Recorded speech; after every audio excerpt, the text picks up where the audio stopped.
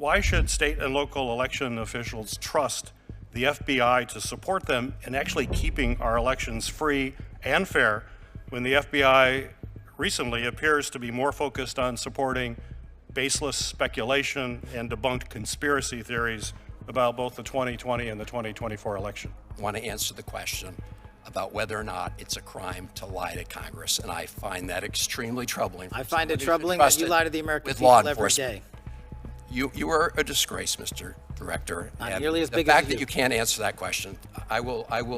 That concludes my questioning, Mr. Chairman. But I'm obviously very troubled. For decades, the FBI's role in election security was bipartisan, technical, and trusted. It briefed election officials on physical and cyber threats. It investigated foreign interference. It helped campaigns secure their systems. Senator Gary Peters of Michigan sits on the Senate Homeland Security Committee. 2 months into a war with Iran, he came to this hearing with 3 actions the FBI had taken since January, not to protect elections, but to investigate them. Here is what he found when he started asking questions. Thank you, Mr. Chairman, and to our witnesses here today, thank you. Thank you to each of you for the work that you do every day, especially during National Police Week, as we all gather here. So again, thank you.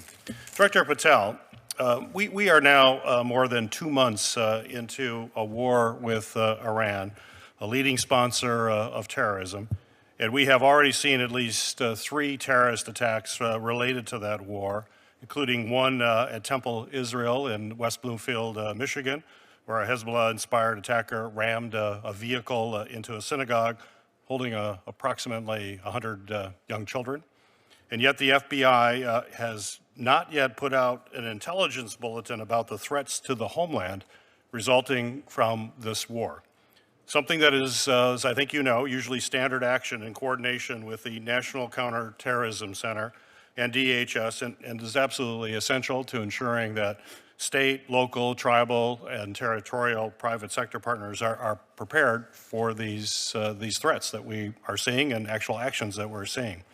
So my question for you, Director Patel, just to confirm, has the FBI, in coordination with NCTC and DHS, issued a joint Homeland Threat Intelligence Bulletin to state, local, tribal, territorial, and private sector partners on the threats from Iran and its proxies as a result of this war? I know we have pushed out numerous PSAs, and I believe through the ODNI we have spoken collectively on the matter, but on the synagogue attack, the FBI directly coordinated with the synagogue 3 weeks before and provided training, which the synagogue themselves stated helped prevent the loss of No, I agree with that. Certainly, I have a question later, but that was a good thing, absolutely. But is there a coordinated bulletin going out to all the entities that I mentioned? We have not found that bulletin. We have not seen that. That has been prior practice for the FBI. I'm wondering why this is different this time. That's my question. So what I'm saying is the FBI sent out PSAs to all our state and local partners, and I'll check with ODNI, but we should have sent out a coordinated, collected message out on that front. Well, if you could forward that to me, because we have not seen that. So I'd appreciate that if that's the case. If you could forward that to our office, I would appreciate it. Senator Peters, is a PSA the same thing that Senator Peters is asking about? Yes. Okay. Thanks. We'll see. I'm, as ranking member of Homeland Security and Government Affairs, Chairman Paul and I, working in a bipartisan way, Chairman Paul, have requested a committee briefing about these threats, about the threats related to what's happening as a result of the war in Iran. About a month and a half ago, we're still waiting to get that briefing from the FBI, and we're the Committee on Homeland Security in the U.S. Senate. Can I get a commitment from you that we will get that briefing as soon as possible? Absolutely. Good, thank you. Director Patel, for decades, the FBI, in partnership with the Cybersecurity and Infrastructure Security Agency, has played an absolutely critical role in helping both state and local election officials defend against threats to our election. The FBI briefed election officials on both physical as well as cyber threats. It's helped political parties and campaigns secure their communication systems. That has investigated foreign influence operations, and it's investigated threats against our election workers. And the work was bipartisan, it was technical, and it was trusted over those years. However, today when we look at what the FBI is doing, it seems to be somewhat different. In January, the FBI seized more than 650 boxes of 2020 election materials from Fulton County, Georgia. In March, the FBI subpoenaed records from a 2020 election audit in Maricopa County, Arizona, an audit that itself actually reaffirmed President Biden's win. And in April, the Justice Department demanded that Wayne County, Michigan, the largest county in my state, turn over ballots from the 2024 election.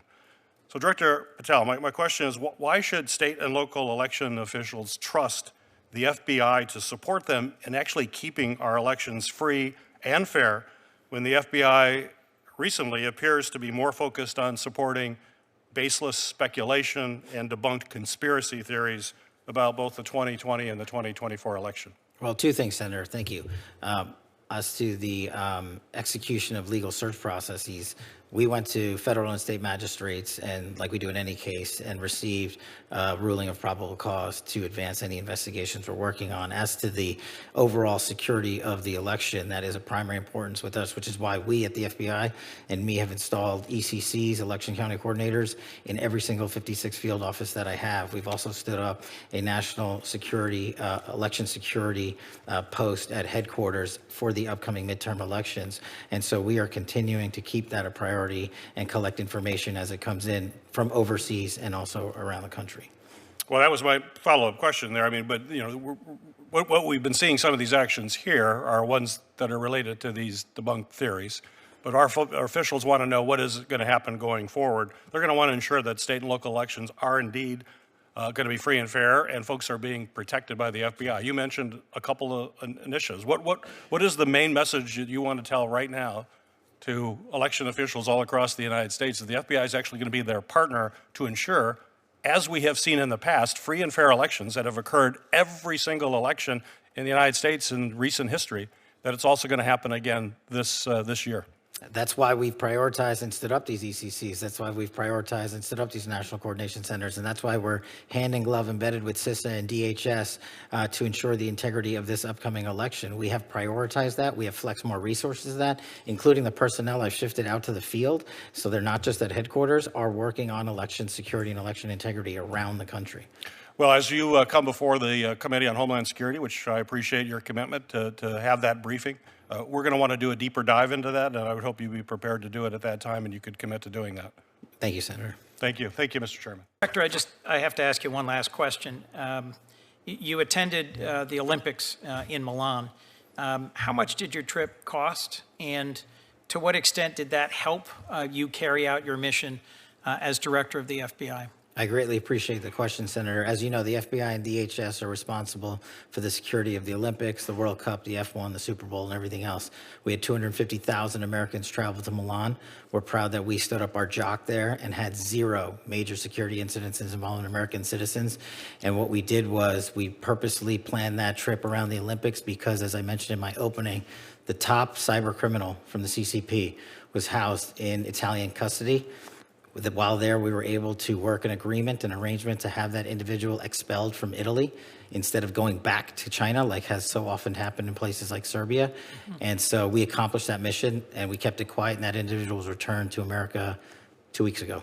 I was concerned that just before we went to war with Iran, a whole group of FBI agents were terminated, about 10, who were reportedly analysts with expertise in handling Iranian counterterrorism, fluent in Farsi, long experienced. I know there's ongoing litigation, but have you replaced them? Was there a reason for their dismissal? Do we have the capabilities we need to protect the United States while there's an ongoing war in Iran? The public reporting as to the reasons for their dismissal I found deeply troubling. Well, as I've addressed earlier, I don't believe the public reporting is accurate. What we did do for the first time in FBI history is stand up the Iran Threats Mission Center. That is housed inside the FBI with our Iran experts, including intelligence and analysts and agents, and we have seen a 47% increase in the arrest of Iranian spies. Do you disagree that there were 10 Iran specialists dismissed right before the war began? Yes. So, Director Patel, I've been listening carefully to your responses to some of my colleagues, and I want to start with a question that Senator Coons asked you that relates to this article where the headline is Kash Patel's latest firing firings ousted agents with expertise in Iran. The article says that these individuals were fired for their role in the classified documents investigations of Donald Trump. First of all, is that true? The article, just like all the other articles you cited, is false, and there's ongoing litigation, so I can't address it. Okay. You did answer Senator Coons, and I understood your answer to be that the people that were fired, that none of them were part of the group that had Iran expertise. Is that your answer? No, he asked if they were Iran experts. I said they were not. Were the group fired? Did it include people who were Iran experts? No. Did it include people who were involved in counter-espionage activities with respect to Iran? I don't have the list in front of me. So you don't know whether or not you fired people with counter-espionage experience with respect to Iran. You don't know the answer to that question. I terminated anyone and everyone that weaponized law enforcement. I see. So it was related, obviously, to the classified documents case. So That's not what I said. Well, Director Patel, I understood you to say in response to Senator Murray that you've not redirected FBI resources toward the immigration enforcement effort. That's not what I said. Okay. Have you redirected resources away from your core FBI responsibilities toward the mass deportation effort? No one at the FBI has been permanently reassigned on the immigration front, and when we pull the numbers, the FBI's overall operational field expenditures surged periodically for immigration enforcement activities, including the arrest of 2,000 people with direct ties to foreign terrorist organizations, was 2.4%. So, okay, so the key word there, I guess, was permanently. You have not permanently reassigned. Is that what you reassigned temporarily? Surges, yes, sir. Okay. Have you had a chance to listen to or read about Brian Driscoll's statements about what you said to him and the reasons for his firing? No, I have not, sir. So let me just say this, Mr. Director.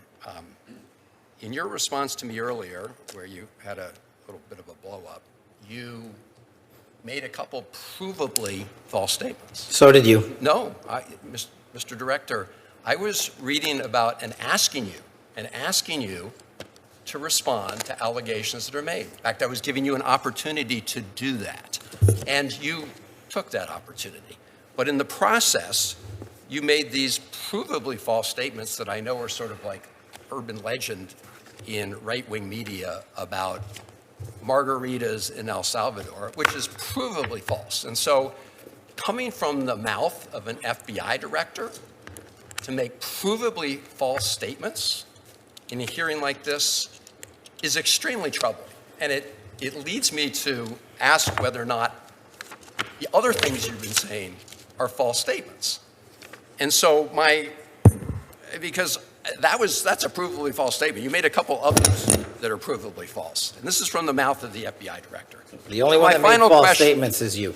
My final question to you, Mr. Director, is do you know that it is a crime to lie to Congress? Do you know that? That's my last question. I have not lied to Congress. I didn't ask you that. that. Lied to Congress is you. And I'm not testifying here, sir, and I don't lie. maybe the next time you run up a $7,000 bar tab, we can talk about it. Well, see, there you go, lying again. You suggested in the FEC report. I'll post it right now. You suggested it was Hang public. on. It wasn't public money, as you know. That was for a 50-member staff party. So it was a $7,000 bar tab. Mr. Patel, I'm glad. Let me just say in closing, Mr. Chairman, two things. I'm glad that you have agreed to take the test regarding, whether you have alcohol problems. I'm glad you agreed with me to do that. You still haven't answered my final question. Do you know, Mr. Director, that it is a crime to lie to Congress? Do you know that? I do not lie to Congress. I didn't ask you that. And you're insinuating that I am because I asked you whether you know. You want to correct your time in this session where you got steamrolled by the facts so you can have a Twitter narrative so you can go raise more money and spend more money on $7,000 bar tabs. Just let the record show, I'm not going to give Mr. it Chairman. to you. The director of the FBI apparently does not want to answer the question about whether or not it's a crime to lie to Congress, and I find that extremely troubling. I find it troubling that you lie to the American with law people every enforcement. day.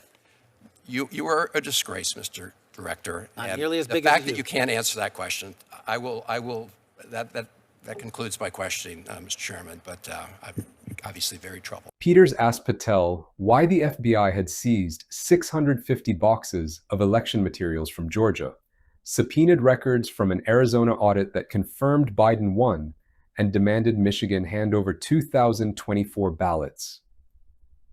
Patel said they had probable cause. He didn't say probable cause for what. Peters had also asked whether the FBI issued a standard threat bulletin when the war with Iran began. Patel said he'd check. The Homeland Security Committee had been waiting for a briefing on Iran threats for 6 weeks. Patel said absolutely. Coons asked whether 10 Iran counterintelligence specialists were fired just before the war started. Patel said no. Van Hollen asked him to confirm that. Patel said he didn't have the list. He is the director of the FBI. He is currently at war with Iran. The briefing has not arrived. The list has not been provided. Subscribe and turn on notifications. We cover the records, not just the promises.